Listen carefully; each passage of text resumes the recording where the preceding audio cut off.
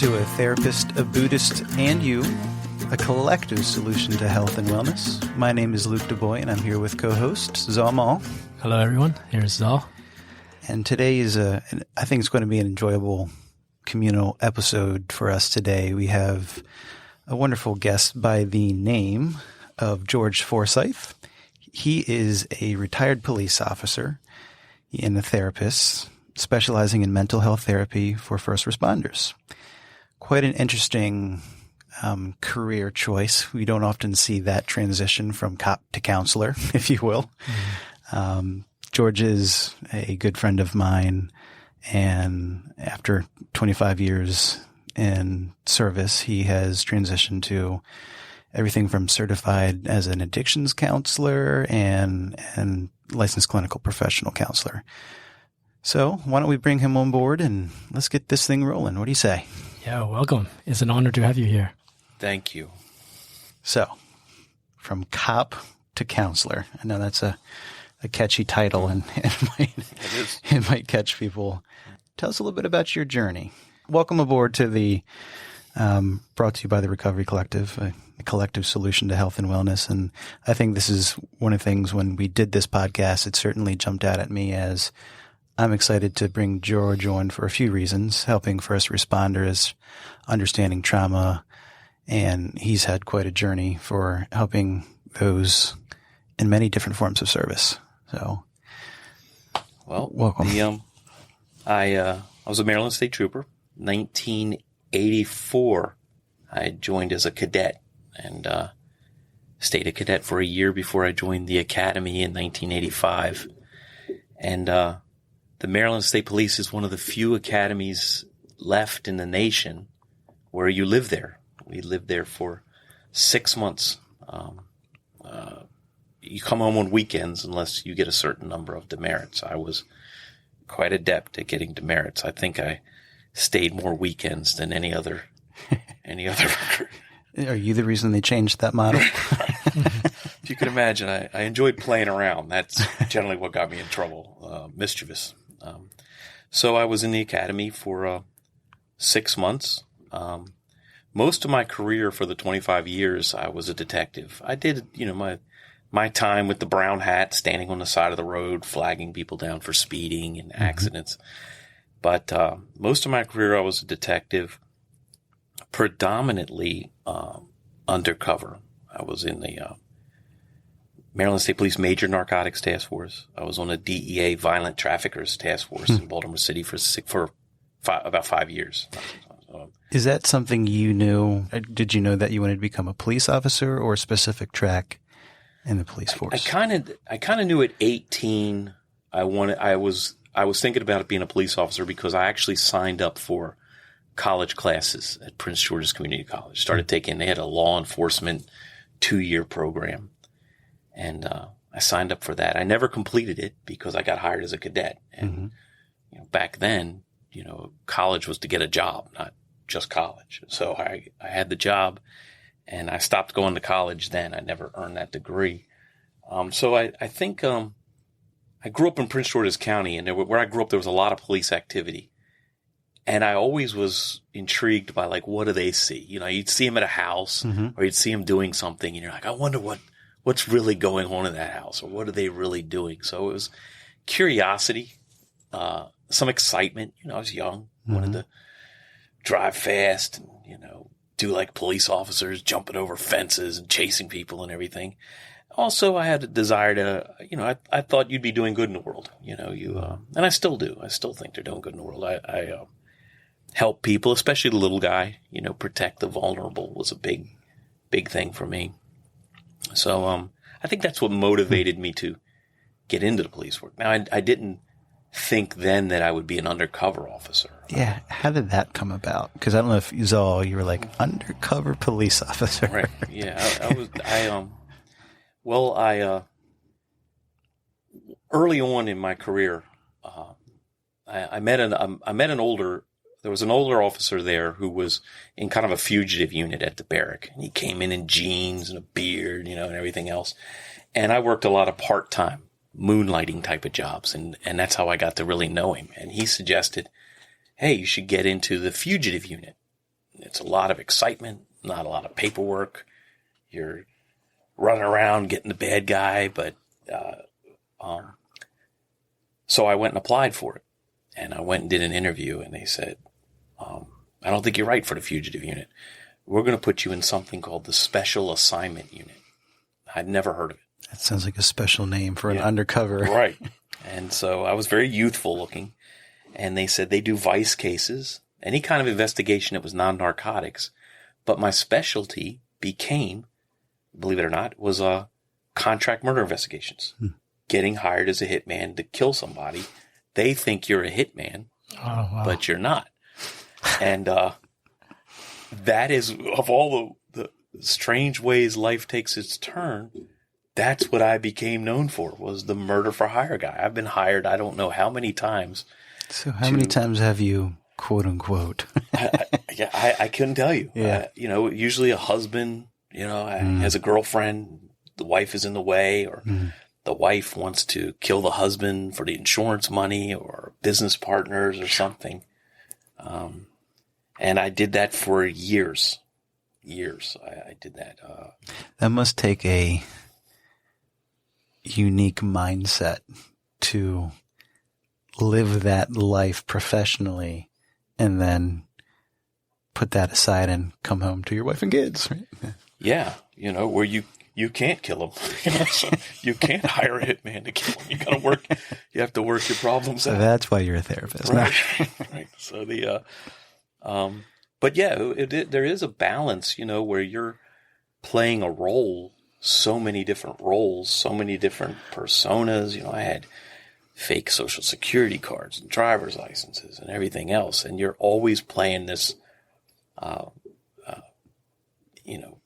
playing these different roles, putting these different masks on, and then you have to come home. And it's one thing I've noticed with police and even firefighters now is you have all this going on at work. You're working cases where, whether it's drugs, there's a big shipment and happens to become, okay, it's Christmas Eve. Okay, well, that's when it's coming in. I'm sorry, family. Christmas Eve is, or there's a contract murder. Comes in. They always come in on like a Friday night. They never come in on a Wednesday afternoon. So there's your weekend. But what do you say? I'm not going to do that. I want to go home this weekend. Well, then somebody may, we have a lot of homicides in the state. Somebody else may get hired. Yeah. So what were the skills that were important for you? Because as you were talking, it makes me think of like people skill in a way that not only you're, carrying yourself in a particular way, but also like relating to people. Are there like some skills that stood out to you that from that career? Yeah. And they translate very well into what I'm doing. I was also a hostage negotiator. So that was something that I did as well. That was a collateral duty, but all of it was the same. The undercover work and the hostage negotiation work was an incredible amount of verbal skills. An incredible amount of developing a rapport and trust very quickly. As a therapist, that is a skill that I do. I maintain that skill. I develop trust, rapport very quickly. It's not something I struggle with most of the time. So those kind of people skills, even though it's kind of fake, most of the people I really worked with, even undercover, even the quote unquote, the bad guys, I liked them. Yeah. My mind as a therapist goes, you're in that mindset, you're undercover. My mind goes compassion and empathy, right? How do you empathize with this person? If I want to hire someone for murder, how do I make that believable? Well, a lot of times you're introduced as someone who's a hitman. So there's an informant. I wouldn't just sit in a bar and just wait for somebody to come over, Thank goodness. I didn't know. Looks like you're having problems with your wife. You ever considered a hitman? I don't have business cards, So. Maybe Craigslist, but not at the bar. Okay. But so you have an informant who's introducing you, usually an informant. The typical case was you have a guy, a man or woman, who's not too involved with the criminal justice system. They have a neighbor or a friend or something who kind of is in trouble every now and then. So they go to him and say, look, I want to kill so-and-so. Do you know anybody? And they may even take money from them. But then they get stuck. They're like, I've taken money from this guy. What if somebody really does kill that person? I better call the police. And they introduce us. Typically, everybody always says, well, did you portray yourself as the mafia or a motorcycle gang? Well, they have their own hitmen. They don't typically go out and hire hitmen. If you're in the mafia, you're not hiring some stranger, so I would go meet them. I've portrayed everything from, one of my first ones, I portrayed myself as a Ku Klux Klan, member. I've portrayed myself as a biker type, an outlaw biker type, because I had patches from an old raid and I did that. I've, portrayed myself. My typical portrayal was, I have a drug problem. I'm desperate. I need the money. Nothing fancy. I need the money and I'll go do it for the money. And then I get as much evidence as I could. A down payment, pictures, keys to the house, map. Anything they gave me was evidence. I'd ask them things on tape, like what's your alibi going to be? Like, everybody's going to suspect you. Oh, I'll be out of town that weekend. Oh, where are you going to be? I'll be in Ocean City. They won't be able, all that comes out in court. It's all, there's body wires. Yeah. It's really fascinating because, in my Buddhist practice, we're kind of against fabrication, not to create stories, not to create identities, but just to let go, to be impersonal. But at the same time, your story is very fascinating because you're fulfilling these roles and then creating these fabrications. But you mentioned earlier about with the intention of helping, Yeah. So it's kind of cool, how to draw the line and also balance it out. Because, in a way, this is kind of portraying that's not true. But at the same time, what is motivating these undercover police is that we're doing this for the reason to help others. Right. Were there any days that, also I'm also imagining when you are in that scene as an undercover, were there any kind of fear where you might, it can be anything, right? Well, I remember most of my undercover time, although I portrayed myself very very confidently, I should say. But when I think back now, when you can look back and, I'm a therapist too, so I've had a lot of time to reflect. I've talked to professionals and everything else about my past and everything else. I realized that most of the time I was afraid. I was literally afraid. I went through life basically afraid. But there was one case, a contract murder in particular, that really changed me. Was there was a guy, or really hit me. A guy was trying to hire me to kill his wife, and he was very suspicious. I had to meet him in the middle of a parking lot, so he could see if there's surveillance. And it was the day we were going to arrest him. We had a team set up, and I had a body wire, and it was hidden in a pager. The body wire back then, this is beeper days. It was hidden in a pager. And I was just carrying it in my hand with my keys. And so I get in the car with him. The only thing, I had to give the signal to arrest him. He had not actually said who it was he wanted us to kill. I knew it was his wife, but he was very careful in his language. So I wanted having tried these cases, I wanted him to clearly identify the victim. Remove all doubt. So I get it all out. So I sat down in the van, and it's one of those old vans, like a conversion van. So it's like bucket seats. You can't, once you're in, you're kind of in. And he handed me a brown bag with the money. Classic distraction. What a magician would do all day long. And I was better than that. And I fell for it. I took the bag, opened it, looked at the money, looked up, and he had a gun. And he was like this. He had, well, you can't see me, but he had the gun to his chest, and the gun was pointing at me. And the weirdest thing, my very first thought was, that is going to be so loud in this van. That was the first thing I thought. And the gun looked like a cartoon gun. It was like huge. Yeah. It was huge in his hand. It was like all I could see with this great big watermelon-sized gun. Yeah. And my eyes dilated. Yeah. And I was a big guy then. I was a weightlifter. And I kind of reflexively moved my arm that if he shot me, it would hit me in the arm. And he said, I don't think you're the law. But he wanted to make sure I wasn't going to take the money and run and not do the job. And to let me know he was going to find me. And he sees the pager, and he had a job where he worked with electronics. And he said, what's that? And I said, it's my beeper. He said, let me see it. Well, there's a 9-volt battery in it. As soon as you see it, you're going to know that this is not a regular beeper. And I said, with a gun to me, I said, no. And he said, give me the beeper. And he moved the gun. And I said, I'm not giving you my beeper. And it turned into an argument where I balled up all the money and I threw it at him. I said, I'm done. You're paranoid. You're creeping me out. You can't handle it. If you can't handle this, I'm not involved. Well, in desperation, we agreed. He put the gun under his leg, gave me back the money, and we finished the deal. But, talk about a turning point case. I will thank, the guy running the wire was a guy named Larry Grasso, who I'd worked with before. And he knew not to come in until I gave the signal. If I don't give the signal, he knew me from working with me. If I don't say that signal word, I don't care what you think, don't come in. And he didn't. He would have seen him coming across a parking lot. So he let me out, and then he drove off, and then the cavalry came and stormed him. But for years after that, I struggled with paranoia, conspiracy theories. I thought everybody, I went through periods where everybody was against me, whether it be a relationship, whether it be work relationship, where I actually thought I was hypervigilant, not so much about getting shot, just hypervigilant about everything. My mind goes in a few different ways. One, I was on the edge of my seat listening to that story, right?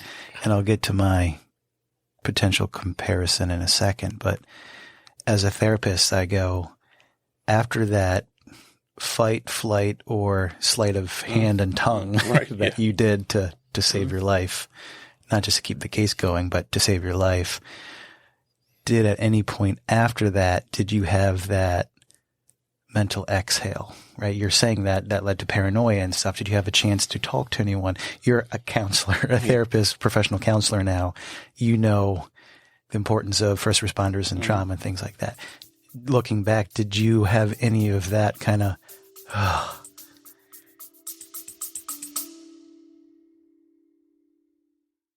Hey listeners, we've got something extraordinary to share, a chance to reshape your journey no matter where you are. You're familiar with Zal Mal's insights on our podcast, but there's more. Through the Recovery Collective, he offers life, mindfulness, recovery coaching, and meditation groups guiding you toward a fulfilled and mindful existence, no matter your location. Zal's journey from a Burmese Buddhist novice to a skilled practitioner equips him with timeless wisdom and contemporary strategies. Whether you're navigating life's shifts, seeking clarity, or pursuing self-awareness, Zal's coaching serves as a compass guiding you toward success. The best part? Zal's approach centers on your growth and empowerment. He equips you with tools to tap into your inner strengths for continuous evolution no matter where you are. Ready to take that next step in your personal growth journey?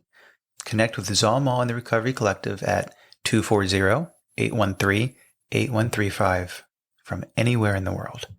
Investigating in your journey reaps immeasurable rewards. Let Zal Mal guide you toward resilience, clarity, and empowerment no matter where life finds you. Now, let's transition back into our conversation. Stay tuned, stay curious, and keep your journey growing.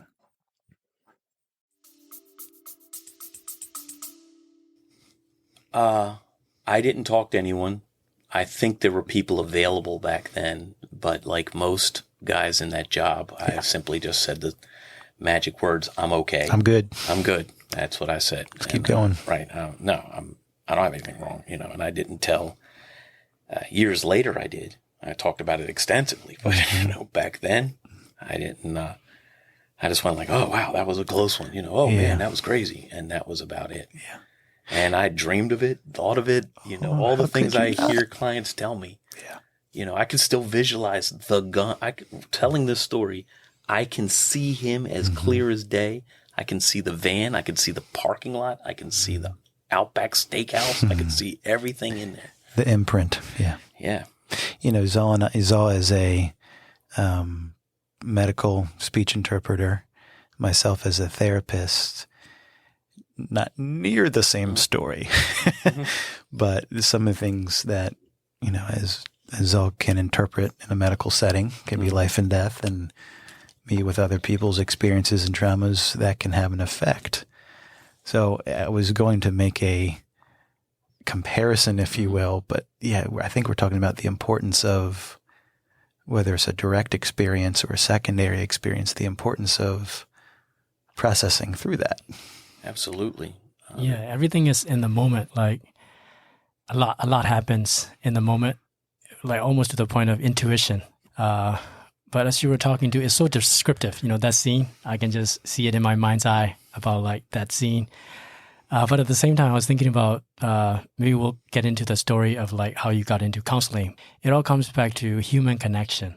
I've never been an undercover person, but at the same time, if I were to be one, it's almost like a spiritual playground in a way where people are playing roles, and we get into this glimpse of, I'm also imagining this person who was angry enough to hire somebody to kill somebody, Yes.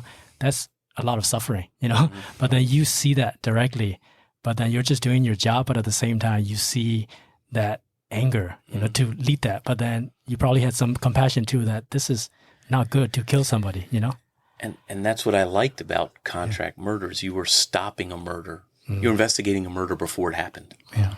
You were treating it just like a murder that just hasn't happened.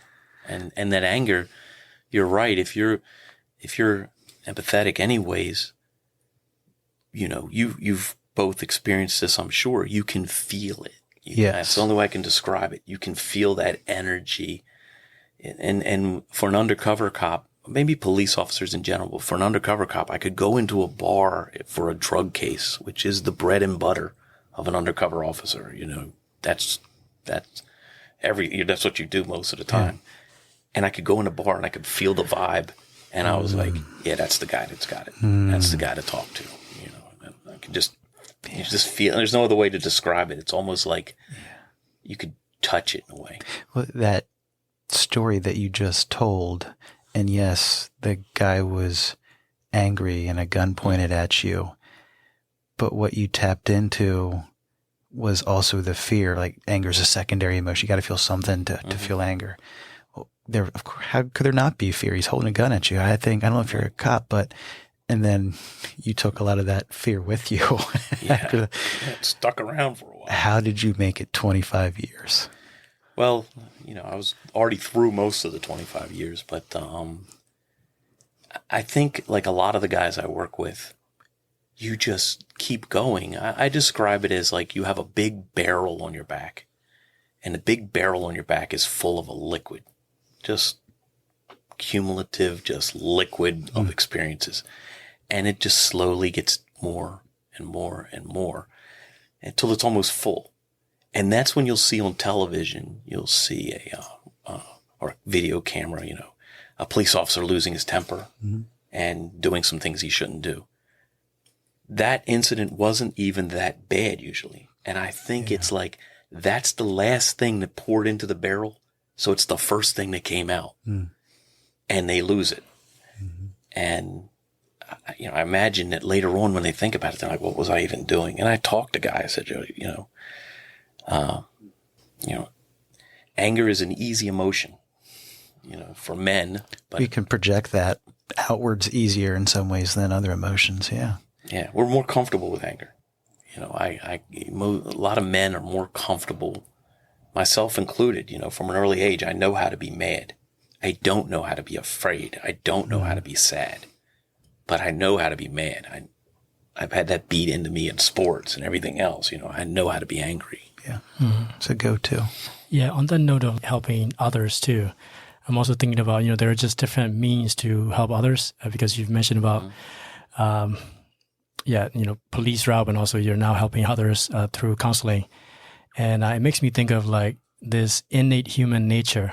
It's not our fault, but then we have this tendency to protect ourselves, which comes with an aspect of isolation in a way that, oh, wait, is this person trying to help me? Let me like protect myself. But then that skill of winning the entire confidence of the other person, which is actually mentioned in the 12-step fellowship that I'm involved in, that all these people who have gone through what these people are going through are uniquely armed with facts to win the entire confidence of the other person.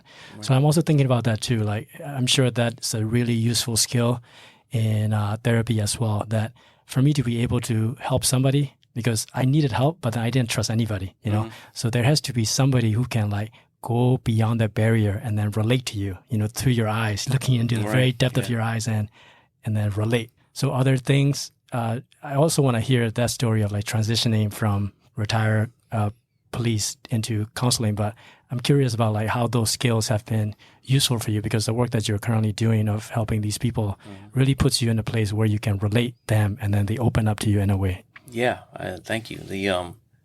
That's correct. That's exactly point on. Is the reason I do a good job. I do a good job because I really try hard. I care about my clients and I really try hard. I'm not the best counselor out there by any means, but I understand that job. I understand that job because I did it. I know what it's like to have marital problems because of the job. I know what it's like. These guys, they come home from work and they call, the slang is the magic chair. They don't want to interact. I don't want to make a decision. You know, you're talking to me about the price of chuck roast and I don't care. You know, seems pretty minute compared to what a day's work is. Right.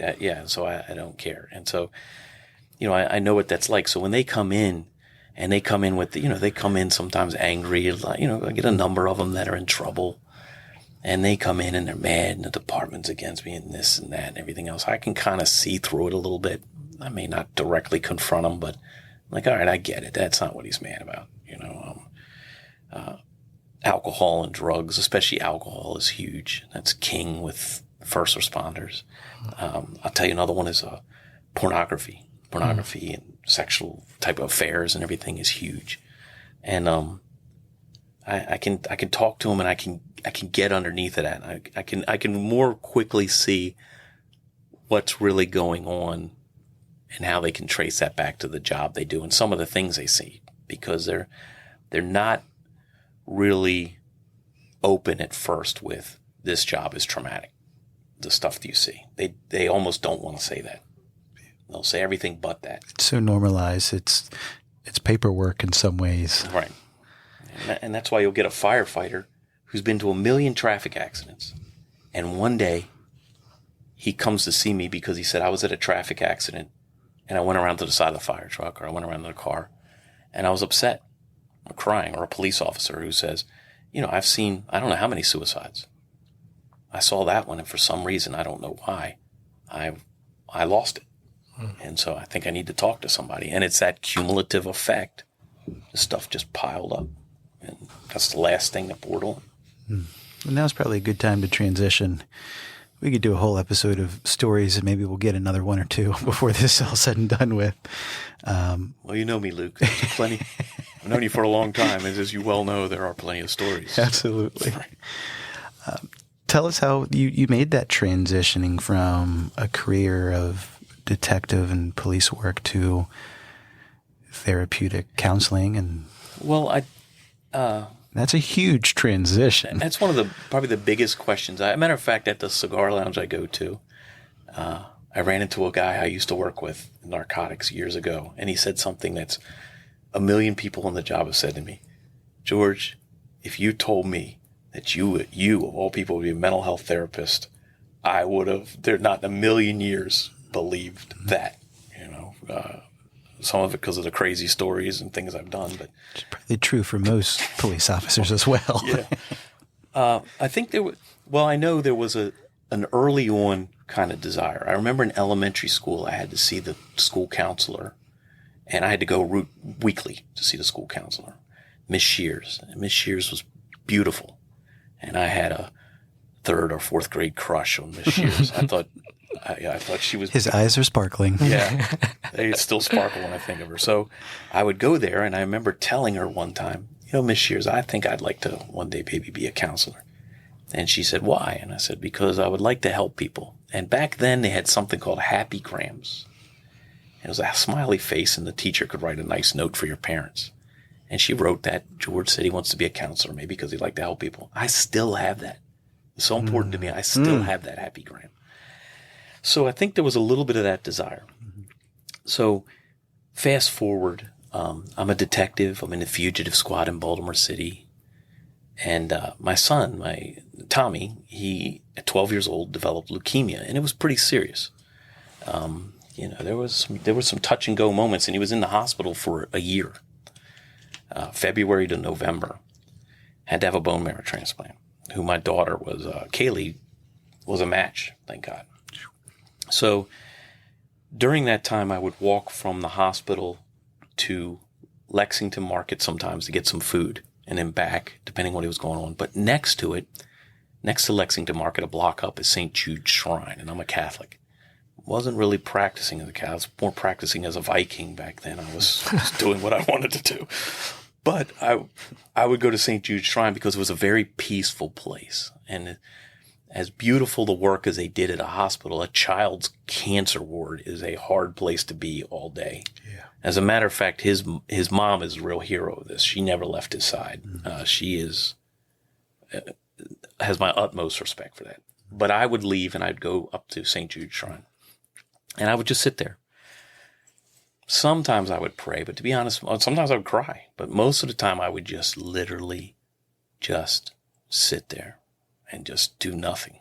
Just sit there. I was there so much a priest asked me, "Is there any way I can help you? You're always here." And I was like, just like with the guy with the gun, "I'm good. No, thank you."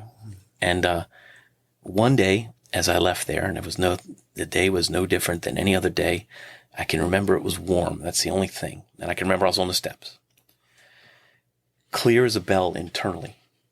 Not loud voice from the heavens, but internally I heard, "I want you to work as hard setting them free as you did locking them up." And that was it. Nothing ever happened like that before. Nothing has happened. He's 25 now. Nothing's happened. 26 now. Nothing's happened like that since. And it was, for me, a scary experience. It was like being laid open by something that knew you so well. I can't describe what it's like to not have, we talked about masks earlier, no mask. For me, it could only be God.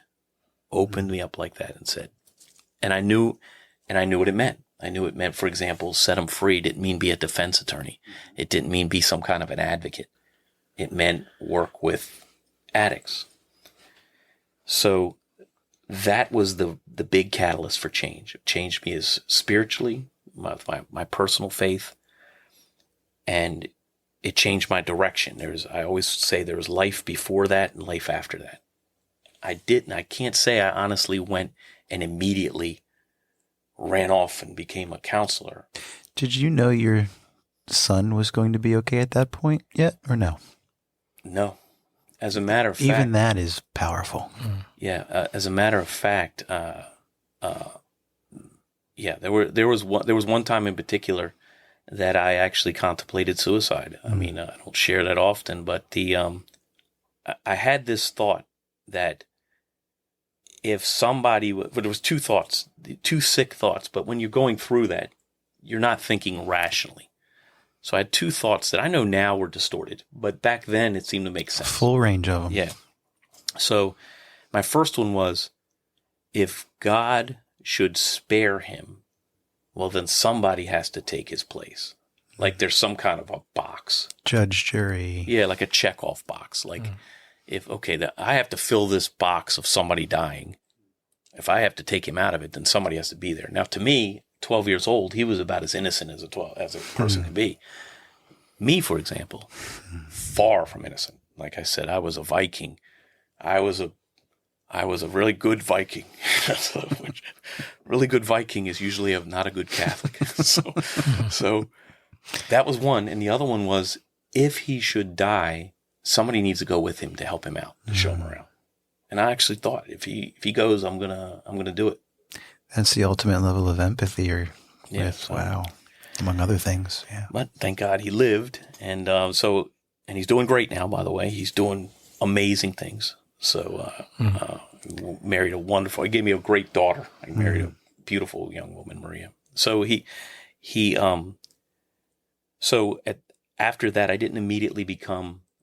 I retired a year later. But I became a government contractor, making money, busyness of life. And it was my wife who's my biggest supporter. She she told me, she said, you haven't really done anything with what you described as that calling. And I said, no, I haven't. It's been on my mind. And it was literally on my mind all the time, just eating at me. And she said, why don't we just see if we can do it? If it doesn't work, then okay, you weren't called. If it does work, then maybe you were. So I quit my job as a government contractor, making great money. I worked in Honolulu. I worked in New York. I worked in, so I had a great time. And that's where I met Luke here. I took a job at a treatment center where, as a treatment assistant, kind of like the Oompa Loompa. That's like me with my 4-year degree, and I had a felony charge at the time, and they say, you're making minimum wage. Right. And he said, you're lucky to make minimum wage. I don't even know if it was minimum wage. It was $12 an hour. I don't know what minimum wage is. Mine was less than that. I had a felony. Well, it's interesting transitioning into this field. It's the one time that not having a record and not having an addiction has hindered me from jobs. Sometimes they're like, well, I don't know if you could really do this. What do you mean you don't have a record? What do you mean you're not a heroin addict? You never been a heroin addict? What? That is called a calling. But first, what a profound spiritual experience. What a profound higher power God moment. And we don't always hear our listeners talk about that, but that is one common denominator, that in terms of a collective solution to health and wellness, physical, mental, emotional, and spirituals, it can be, I often call it a huge coping skill for this whole thing. Absolutely. Yeah. And well, thanks for sharing that. Yeah, thank you. That's a beautiful story, and also very inspiring at the same time too. First of all, you mentioned Lexington Market. I used to, I don't even know how long ago it was, probably back in the 2016 or 17. I did some independent contracting, medical interpretation work at Johns Hopkins Hospital, and I didn't have a car back then. I was living in Annapolis in this little studio apartment with my wife, and I had to commute using public transportation on a regular basis. And then Lexington Market, I think that was like a subway station transitioning from light rail into subway. So I don't think I've ever paid attention to that, but I think if I go back there, I'll probably recognize it, that prayer. But in your story, what got me thinking is about like listening, like the ability to listen and how powerful listening is, because it can be very passive, but then it is also very powerful, because I've heard of that too, that the most effective prayers are listening. Like, what do you do when you're praying? Some of the famous people have said that I don't say anything, I just listen, right. And how important that skill it is on that topic again of like helping others. And then I'm on the phone a lot throughout the day, like talking to people in different fellowships that I'm involved in. And then like the crazy thing is that I don't even see these people, and I talk. Sometimes I call them to get help. Sometimes I receive call to give help, whatever it is, it's a two-way street. But then the crazy thing is that when you're talking and when the other person is listening on the other line, you just feel this presence, I don't even see that person, but you can feel it. And the opposite is also true, that when somebody's like drifting up. Right. So like that to me stood out about like you were just listening like on a consistent basis. And then the answer was revealed to you as a result of consistently listening. Yeah, it was certainly not expected. So you went from the early stages of addiction work and learning that field and techniques. Tell us about that transition for you. Well, I ended up becoming a therapist because it didn't take me long to realize that addiction is a Band-Aid. Okay, this is something I'm doing because there's something else here. And so I felt as a therapist, I could better get under that and look into it. And addictions is still my passion. It's like the detective work goes, wait a minute. Wait, this doesn't sound right. Yeah. So I started at a residential treatment place. I remember almost right away they threw me into a group. I didn't even have an AA yet. And I walk into a room and there's 20 guys and men and women just staring at me. And I don't even remember what my group was. Somehow I got through it. And then I just continued on. You're a sponge for learning.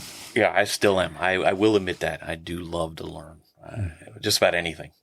And travel, which is learning to me. So how did you begin to hone your skills? I know you went to Divine Mercy, but tell us how you began to hone your skills and transitioning with both addiction and first responders, and how did that take place for you? Well, there was guys like you who experienced, and some of the other staff that was there. I've always listened to the people I'm around. I learn from them. I always make a joke. I steal from everybody, a little something from everybody. So that was a big learning for me is experience, to do something, to throw me in, go in there and do it, and then stumble my way through and tell myself next time I won't do the same thing. That's probably the best way I learn.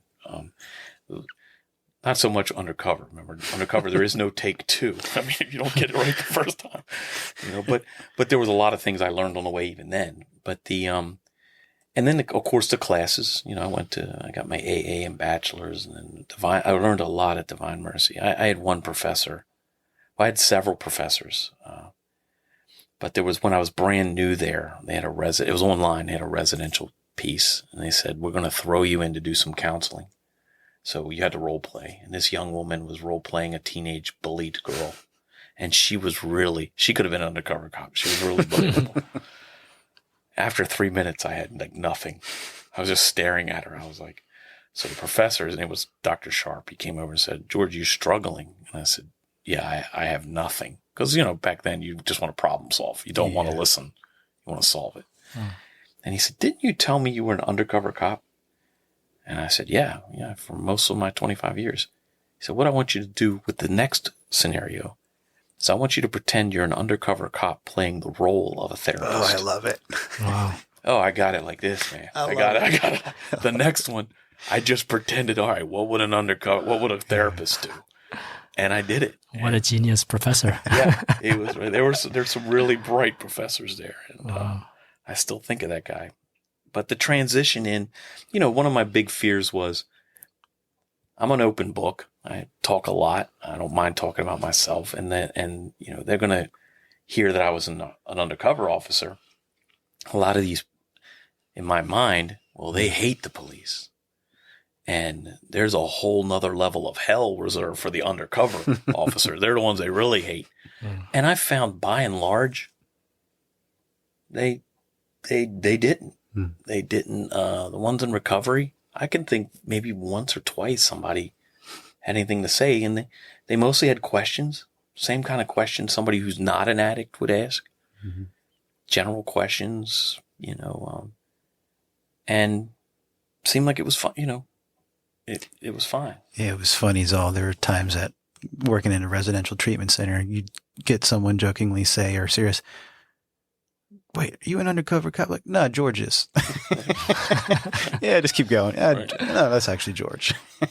I used to, some of their, now if they didn't know, some of their stories about how they got arrested, I was like, okay, this guy's making that. Yeah.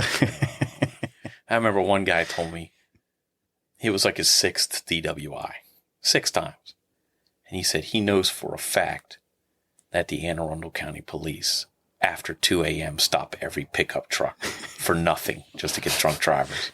So I told him, I said, well, knowing that, why did you get in a pickup truck drunk after 2 a.m.? Whose fault is that? Yeah, it was definitely a transition. I mean, I didn't even know what a 12-step group was in the beginning. Yeah. I'd heard of him from TV, Hi, I'm George. Hi, George. Yeah. The joke type of thing you see on television. I didn't know anything about it. And I only knew there was Alcoholics Anonymous. I didn't know there was a million other ones. So it's still fear with the transition, but maybe, I don't know if it's a different form of fear, but fear. Oh, yeah. The unknown. Well, fear is something on the job I had before.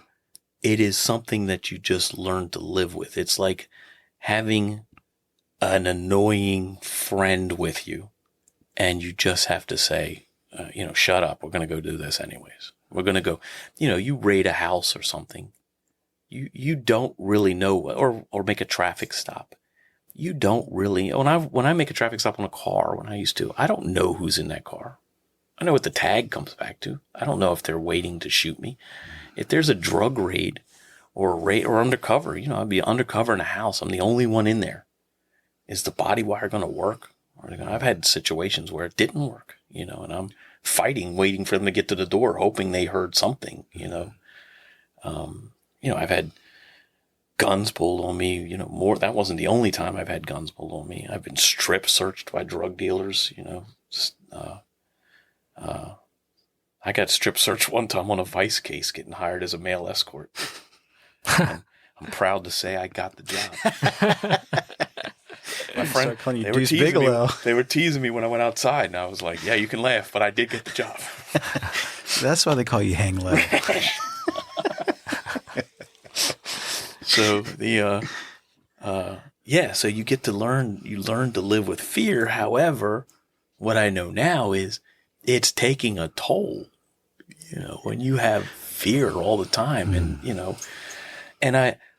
it's not just in police work. There's some communities where it's a violent community. They're in fear all the time. Yeah. And you can see it in the way sometimes that they behave or their responses.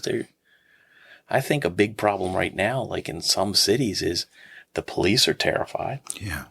The people in the community are terrified of each other. They're both hypervigilant. So both sides are just looking for the other side to confirm their bias. And feels animalistic as a result. Yeah. Yeah. Yeah. I think there's a certain argument for that. It's an entire city has PTSD. It seems like, Tell us a little bit more now of some of your things that you provide to all first responders. What are some, with your knowledge, your experience in so many ways and years of experience as a therapist now, what are things that you're doing in your practice to really help these first responders begin to recover in all forms of recovery for them? Well, there's a couple. There's, for one thing, when you work with first responders, you have to get used to there is a dark sense of humor. They call it black humor. They'll laugh about things and you'll think, oh my God, that's horrible. I'm not going to share any here because then everybody think how horrible it is. But I hear some of that and I laugh, but so you have to be used to, there's some black humor. It's a coping mechanism. It's the way they talk. And that's across the board, firefighters, ambulance, police, corrections. And then so that's one thing, developing the rapport with them. I find a lot of times they're suspicious or questioning. A lot of times there's a bias against therapy, that it's some kind of voodoo, feel good, like when you watch these cartoon shows like South Park or something else. That's how therapists. It's all the unethical stuff you see in movies and TV shows. They think it's going to be stuff like that. So I give a lot of, I'm patient, I let them talk, as much as I can. I try to reassure them. A big worry is also my department's going to hear this. And if they hear this, they're going to suspend me. They're going to take my gun and I'm not going to be able to work. And the guys are going to think I'm a wimp or whatever else. So I try to reassure them that, look, I always tell them I'm a steel vault. What you tell me, I'm not going to tell anybody, with certain exceptions. And so that's another one in developing rapport. Some of them, there are small, and another thing is I don't automatically assume that something they have seen or experienced is traumatic for them, because they see a lot. Yeah. They really have an ability to take things and put them in a compartment. They have to do that to survive. If they didn't do that, then they wouldn't be able to be effective at their job. Similar to the military. Very similar. Yeah, they have to. And so one of the problems, though, is they have a great ability to just turn things off. The better they turn it off, the better officer or firefighter or ambulance personnel, the better that they are, is the better they turn off. The problem is they don't know how to turn it back on. So they go home and they still can turn things off. And you hear the why. The wives are usually, or the husbands are usually the ones that see the change. They're the ones that are pushing them to treatment. And I've talked to them. They say, my husband is not the guy he used to be. This is not him. Is part of the fear if they show that type of emotions and vulnerability again, that they won't be able to turn it off when they need to most to survive or to be effective? I think so, and I've certainly seen it. Once I use a lot of metaphor and analogies when I talk because I think in pictures. So I hope it helps them. But the analogy I use is sometimes there's a wall, and while we're talking, we're starting to poke little holes in it, and stuff's starting to come out, little holes and little holes, and the next thing you know, there's too many holes, and it just breaks, and that's when the emotion comes out. And you have to be ready for it. But with anybody, but with them, they're really good at building walls. Yeah, I'm also curious about, I'm still kind of clinging onto that part of the story of that transitioning and then the voice that you heard from within. So how do you feel today by following through what you have heard and then letting it unfold at the same time? Because in a way, there was an answer to your quest and then you were able to follow through it. But there might be some challenges through, right, as you're going through the day. But then how do you reflect on that? Do you feel fulfilled in a way? Yeah, it's funny you mentioned that because in my own spiritual practice is prayer and meditation, and that's a common theme I've had. I was in Rome recently, and there was a talk there. I don't remember exactly what they said, but that inspired me to think more on sort of that topic. And I really reflected on in the past couple of years, but definitely the past year, I think I've been more at peace with what I'm doing than ever before in my life. I've never felt this much at peace. So I was thinking, meditating, prayer, mine kind of mixed together. I'll pray and then I'm silent for a while and I let thoughts kind of come and go. And I saw myself in a just floating in a stream, like a nice stream. And I noticed beautiful on both sides, trees and rocks and water's nice. And I'm just floating along. And I said, most of my life, I've tried to swim to that shore, swim backwards, go underwater, climb out, do this. For once in my life, I'm kind of just like, I don't know where it's going to end. And while I was in Rome, one of the classes we taught was at the Gregorian Pontifical. It's a seminary that apparently has been there since the 1500s. So I was listening to a lecture there by Dr. Keyes, who's my mentor of mine. And he's the Green Cross director. He was talking about, he would let us do a visualization exercise that whoever your higher power is, they're all seminarians, so it was Jesus, but whoever, and you're visualizing yourself having a conversation with him. So you have to picture what he would look like in your mind. He looked a little bit like Luke. His hair was just down, but he looked a little bit, no glasses, but he looked a little bit like Luke. I may be barefoot, but I am human. I'm very being right now. So so I pictured him, t-shirt and jeans, and like I usually picture him, and then you have to think like you ask him something and he responds, and you have to kind of like visualize. So I asked him, I said, what's next? Because I'm at the point in my career, I have my own practice now. I've done all this stuff now, and now it's like, okay, and it's a good question. What's next? And in my mind, my visualization, I imagined him just laughing, and he just smacked me on the arm. He said, I guess we're going to see, aren't we? And that's the way I'm kind of living life now. I'm kind of just in the moment, just, hey, Luke has a podcast. I'll go talk on it. Maybe I'll do my own podcast. Maybe I'll do this. I just kind of go with the flow. It's like a stream. That's awesome. Yeah. I did it's a Latin word, I think, that kind of meditation. And I was at a retreat house with a bunch of other men in recovery. And this guy was doing a talk on thought through prayer and meditation to improve our conscious contact with God as we understood him. And he was doing this, trying to walk us through the same thing, and with this group of other 30, 40, 50 men. And I just couldn't get into it. And then I did it at a meditation by myself in this small room. And I've had multiple spiritual experiences in this room. And before I realized it, my grandfather showed up. And I'm having a conversation with my grandfather. And he's like, You're doing okay, Luker. And I guess I needed it at that time. And I remember just started bawling and just like, thank you. Yeah. And so that that same walkthrough with this individual or God or higher power or that guidance was unbelievably powerful for me. Yeah. So I want to look up that name to see what it was called. Yeah, I can't. He said it's an ancient. It might be an Ignatian type of thing. I don't remember. It was. He didn't invent it. It was something that's done at retreats and stuff. But yeah, I'm really enjoying this, and in the spirit of wellness and happiness, and in this podcast, I'm also thinking about like the reason why I asked about like where you are and how you feel after listening and then following through is that the opposite of not feeling happy, the opposite of not feeling well, is not knowing my purpose in life. So like, but knowing my purpose and fulfilling, it's like a well from within that you feel good. Because, people who are depressed and have suicidal thoughts, which I have been before too, it's just that, why am I here? There's no purpose.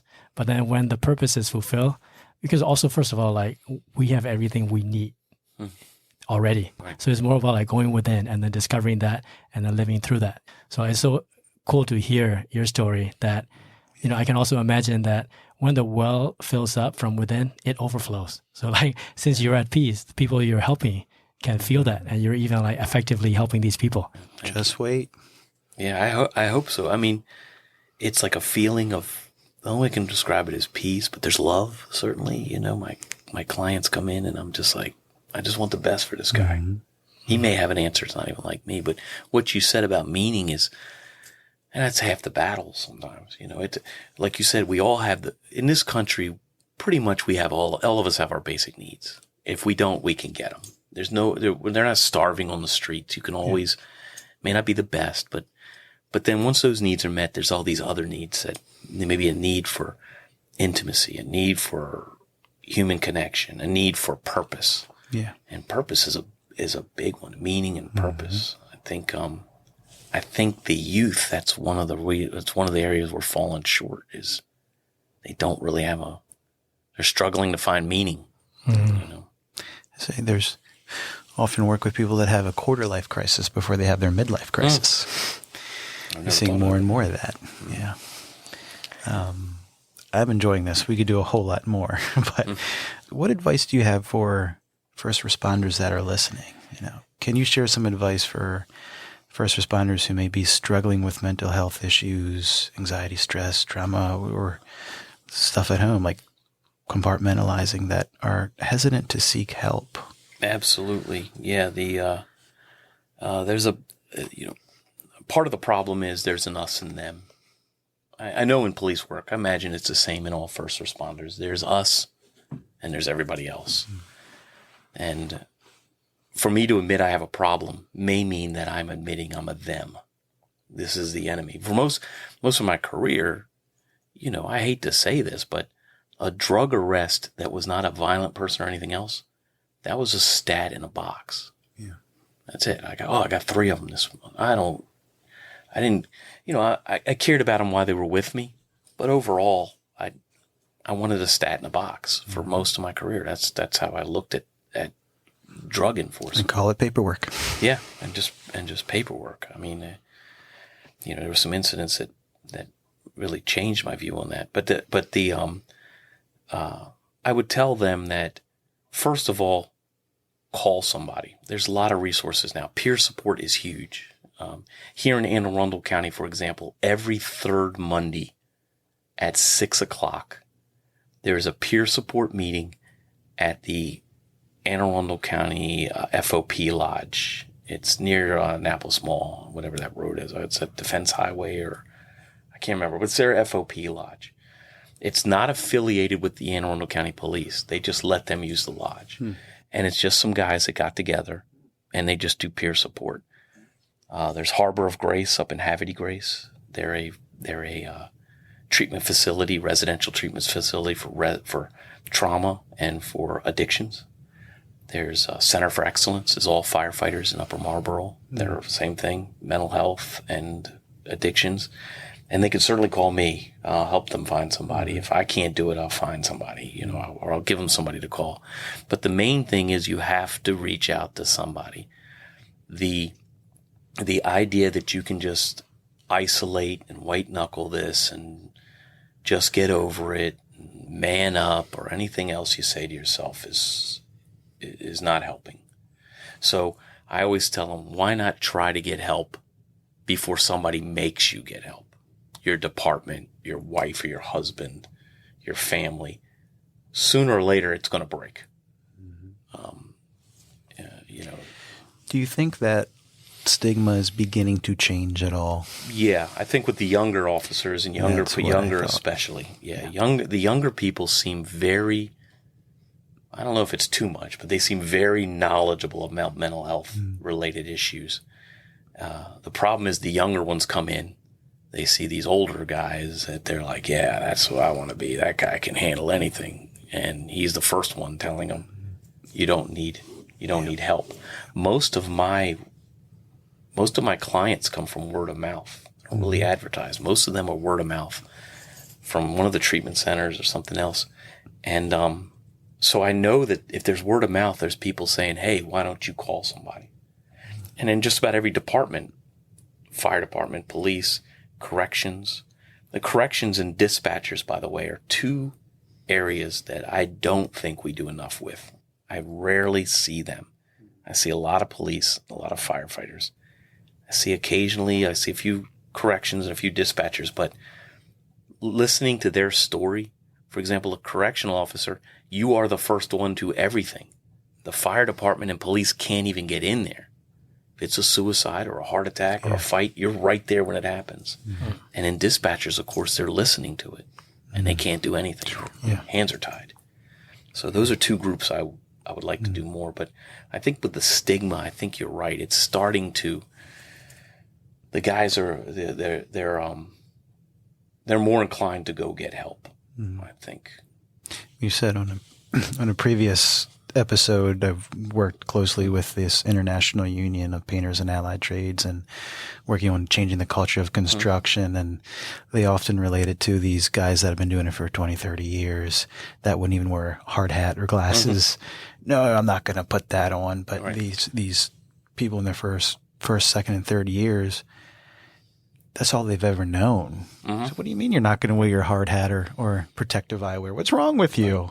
And same thing with they're trying to do with mental health, that they're more open to seeing the need. When I worked with the VA, that there's this thing that I'll never forget, and seeing all these military men and women from every generational war. Takes the courage and the strength of a warrior to ask for help. Absolutely. And then just how much courage it takes to do that. And boy, is it worth it. I always tell them, when they make a decision, part of, you get a person in pre-contemplation and they're drinking, and part of the thing is, okay, this guy needs residential help. And they go, and I always make sure to tell them, that is the bravest thing you could do, because bravery in that culture is a big deal. Yeah. So that is the bravest thing you can do, is to go away for 28 days or a month or whatever you need to do to get better. And and I always say I get to work with my heroes. They really are. They're my heroes. I love the population that I work with. I love kind of vicariously still getting back to, stories and everything a little bit and hearing what they do now. And also, hopefully, prayerfully helping them. Some things work really well. EMDR works really, really well sometimes. Give us a little bit more for the listeners what that means. Eye movement, desensitization, reprocessing. It's to see it in action, it looks like just your finger is going back and forth across your eyes, which is bilateral stimulation. Your eyes are going back and forth as you process this traumatic memory. It really works well with trauma and phobias. Phobias, of course, are trauma, but at a brain neural level. Yeah. I have people that will, a session or two will tell me, yeah, it's still a bad memory, but, maybe it's an area they have a call and it's like, yeah, whenever I go near there, I remember XYZ incident. My heart starts beating fast. I feel sick. I try to avoid it. Now I go there and, I went there last week. I didn't even think about it. That's a powerful difference. Yeah. It's still a bad memory. Don't get me wrong. I like to say it's like EMDR is like you're going along and there's a straight line and it's the narrative of your life. And all of a sudden some trauma comes. So if you can visualize a slash goes through this line, your brain, and then you go back to the line again, but you still have this slash. And your brain says, man, that's too much. That's too much to handle. And opens up a door somewhere, takes all this data, throws it in there. I'll get back to it later. And as you know, they don't get back to it later because it would hurt to go back to it later. EMDR, however it works, the bilateral stimulation, it's like a robot goes in there and starts taking the data, putting it in the right shelves, and it fills in that narrative. We'll do a whole episode on that sometime for sure. EMDR is, and a lot of them want to. You have to get used to. There's a lot of solution focused with that population. They like to be in control. They do not like to be not in control. If you imagine you see a neighbor's house and it's on fire and there's all this horror and there's some people laying in the yard injured, and the police or the fire department pull up and they get out of the car and they're like, oh my God, I don't know what to do. I don't know what to do either. And they start running around. You'd never imagine that. Even if they don't know what to do, they pretend that they do. The nervous system is constantly in the emergency room. Yeah, right. So they don't like to be out of control. And they don't like to admit they're out of control. And, the uncontrollable aspect of addiction, the loss of control, they do not like to admit. Yeah. And that has a bunch of empirical research, which is wonderful. You also offer some other interesting, modalities that you provide. Hypnosis? Hypnosis. Yeah, I do hypnosis is great for, we know, you mentioned earlier, there's a physical and mental and spiritual part. Yeah, I should go to the gym. Do you want to go to the gym? Yeah, I really want to go to the gym. Why don't you? I don't know. I just don't. My gym bag is ready and packed. I just don't feel like going to the gym. How about, you like to try hypnosis? When they trust you, and you do it, and they go to the gym. They just go and they call you and they're like, yeah, it's kind of weird. I felt like going to the gym and I went. Or, tobacco. I stopped chewing tobacco, stopped smoking, stopped, I've even done it with, certain junk food. I come home every night. I don't drink anymore, but I find myself eating this one snack every night, every single night. Everybody's asleep. I eat this snack. If I could stop that, I could get a better control. Hypnotize them that they hate that food and they don't eat it. I can't wrap my head around that. Oh, I tell you, and it's 20 minutes. 20 minutes. You can see them, and it's so subtle. I love it when they look at me and say, yeah, I don't really think anything kind of happened. I just felt real. They always feel great. That's one thing across the board. They're like, yeah, I felt really good. They all feel that. It's like a mind super relaxation. It's very much like guided meditation. That's what it is. And so, Zal, as a Buddhist, what goes through your mind when you hear that? So a couple of thoughts. Pretty much like the overall conversation of this. For me, since I'm according to the title, a therapist, a Buddhist, and you. So I got to throw out some Buddhist thoughts here. And I've thrown out enough of the you. So, for me, everything's all about relationships.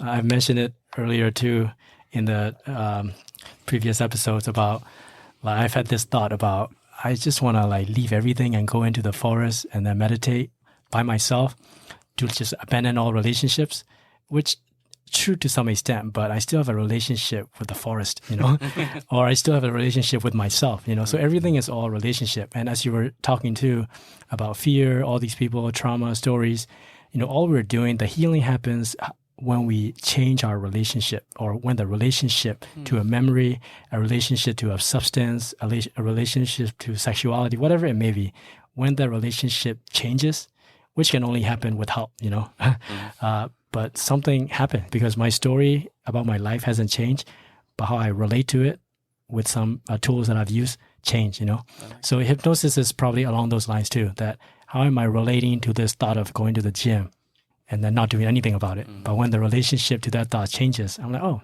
I can just go now, So those are the thoughts that come to mind for me. And also the other thing too, in our tradition, in our Buddhist particular tradition, is a very oral tradition. So we do chanting, and one of the tradition is the translation is protective suttas, which is like protective discourses.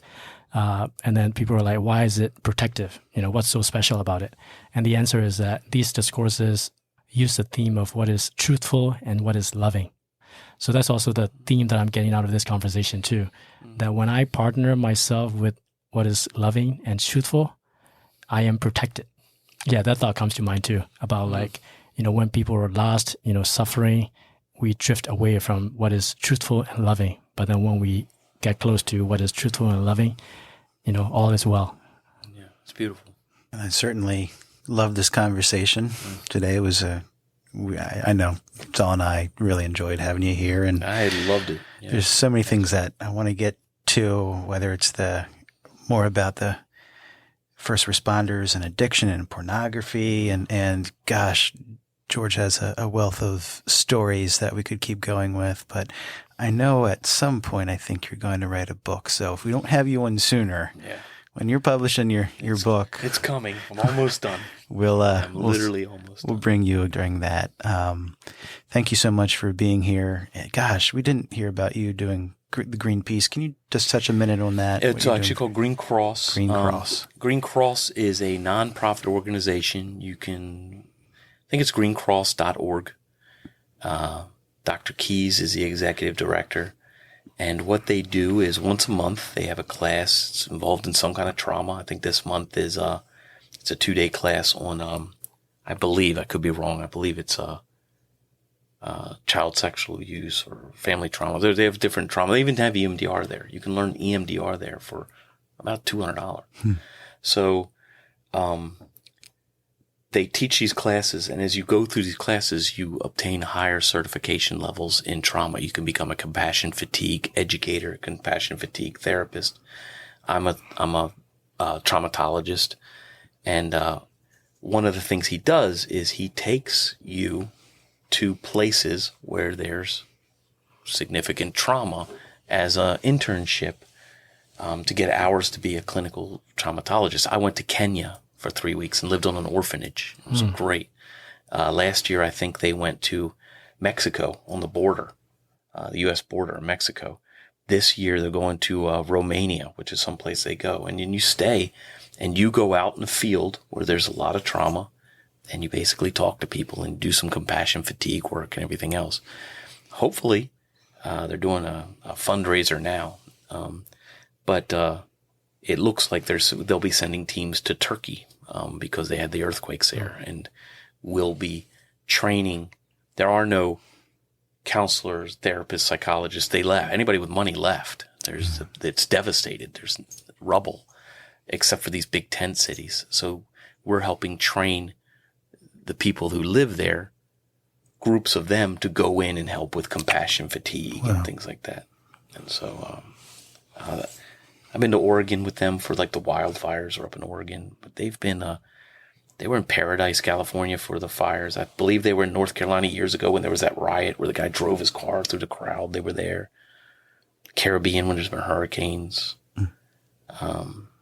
It's an organization I really believe in. And as I said, Dr. Keys is somebody I have a lot of respect for. Well, George, thank you for listening to that inner voice and going with the stream at this point in your life. And we know it can be rocky and not always feel that way. And thank you for your service and your addition to helping others through therapy. Everything that George mentioned, his contact info, some of the referral services he offered to first responders will be in the episode note. If you like this, please, the call to action, leave a comment, share, whether it's on Facebook, the Recovery Collective, and like and comment, and please share this with other people. This is a very valuable learning experience for us as well. Definitely. Yeah. Thank you, George. That was a lot of fun. Quite a treat for us to have you here. Really good energy and learn a lot, and it's been great. Yeah. Yeah, and I always have room. I'd like to say I always have room for a first responder. If nothing else, call me. Maybe help you with maybe just some advice, or give you some basic, better suited to the community. Once again, we'll put those in the show notes. And my name is Luke. This is And thanks for listening, and we'll talk to you next time.